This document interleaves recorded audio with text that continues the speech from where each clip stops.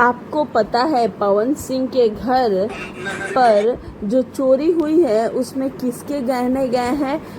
किसके गहने को लेकर इतना बड़ा बवाल मचा है, तो मैं आपको पूरी डिटेल में बताती हूँ। जी हाँ, आपको बता दूँ कि जो गहने गए हैं वो ज्योति सिंह के हैं। जी हाँ, ज्योति सिंह के गहने हैं, क्योंकि उनके भाई कहते हुए नज़र आ रहा है कि मंगलसूत्र, 4 चैन, कान का बाला, ये सब चीज़ें वो बोलते हुए नज़र आ रहे हैं। लेकिन सोशल मीडिया पे ये बातें कोई नहीं कह रहा है। किसी के लिए ये बातें मायने नहीं रखती हैं कि ज्योति सिंह का जो स्त्री धन था वो पूरी तरह से चोरी हो गया है।